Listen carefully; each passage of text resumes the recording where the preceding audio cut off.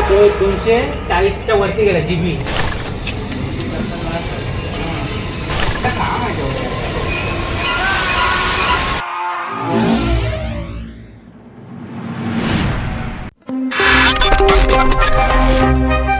आठवणीचा साठा तर खूप असतो, पण जेव्हा त्या कागदावर उतरवायची वेळ येते नेमकी तेव्हाच सुरुवात कुठून करावी हे सुचत नाही.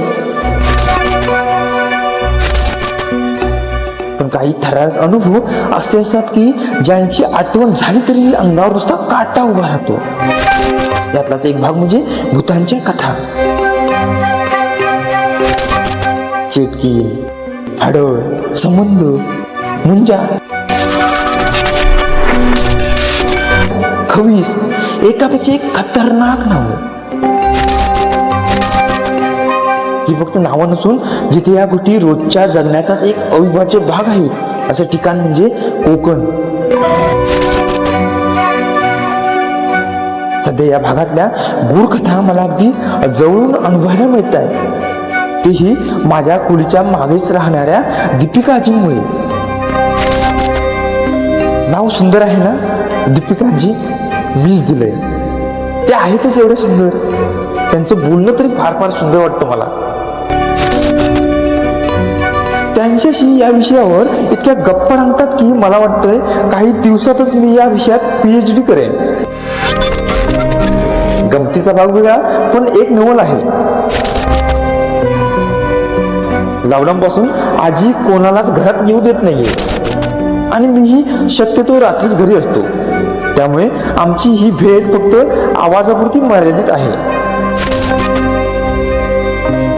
सध्या हातात थोडा रिकामी वेळ आहे, मग म्हटलं आपल्या या आवडीच्या विषयाला एका थ्रिलर व्हिडिओचं रूप का देऊ नये. त्याच कथांची माहिती सध्या मी गोळा करतोय. बघूया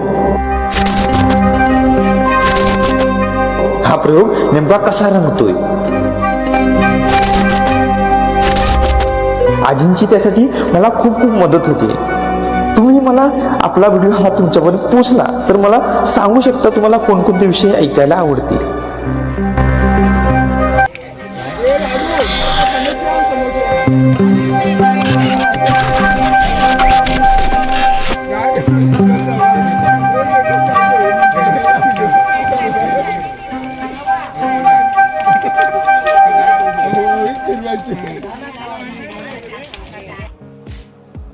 आजी, ए आजी.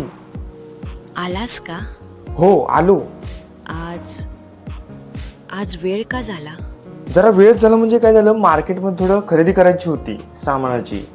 सामान संपलं होतं ना, तर ते घेतलं, त्याच्यामुळे थोडा वेळ झाला. आणि एक दोन मित्रही भेटले होते, त्यांनाही सांगितलं आपल्या कथेबद्दल की आजी आपल्याला काहीतरी गोष्ट सांगते, तर त्याचं आपण लेखन करायचं आणि त्याच्यावर एखादी व्हिडिओ बनवायची म्हणून. चल आपण कालची कथा पूर्ण करूयात आज. तुझी तब्येत कशी आहे आज? तब्येत ठीक आहे आज माझी. ठीक आहे ना? हा तर मग सांग, जरा प्रेक्षकांनी आपल्या कळू देत नवीन स्टोरी. आणि प्रेक्षकांना सांग चॅनलला सबस्क्राईब करायला. ठीक आहे? चल तू सांग तसं मी लिहायला सुरुवात करतो. ठीक आहे चल. स्वागत आहे. मी तुमची वाट बघत होतो.